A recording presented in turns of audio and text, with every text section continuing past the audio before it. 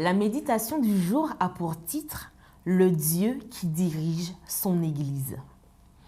Il a tout mis sous ses pieds et l'a donné comme tête au-dessus de tout à l'Église qui est son corps. Éphésiens 1, les versets 22 et 23. Depuis sa prison à Rome, Paul n'a eu de cesse de prier pour que Dieu donne aux croyants la sagesse et les révélations nécessaires afin qu'ils puissent comprendre son pouvoir illimité.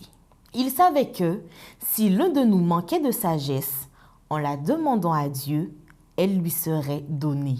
Jacques 1, le verset 5. Et quand nous en avons besoin, alors c'est seulement avec la sagesse d'en haut que nous pouvons parvenir à comprendre que Dieu utilise pour le bien de ses enfants son pouvoir dont il nous a donné une démonstration en ressuscitant le Christ. Maintenant, tout est soumis au Christ et bien que cela ne soit pas reconnu dans tout l'univers, tant dans le ciel que dans l'Église, il est déclaré et proclamé Seigneur et Roi.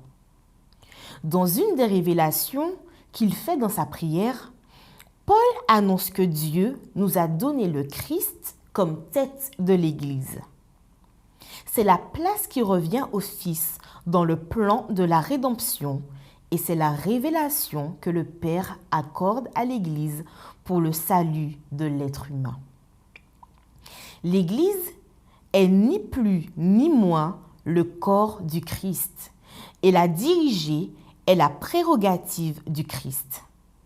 Cela consiste à fournir la vision, la mission, les stratégies, la victoire, les ressources et tout ce dont elle a besoin. Toute tentative de chercher ces choses en dehors du Christ entraînera la défaite et la ruine spirituelle dans son Église.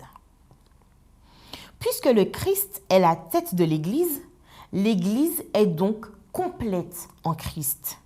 Grâce à lui, rien ne manque à l'Église. Cette réalité nous amène à comprendre qu'elle est, d'une certaine façon, appelée à être une démonstration de ce que sera ce monde quand le Christ sera proclamé roi, non seulement de l'Église, mais de tout l'univers. Et si nous faisions une prière similaire à celle de Paul? Notre Père, donne-nous la sagesse pour te connaître plus et mieux chaque jour. Amen.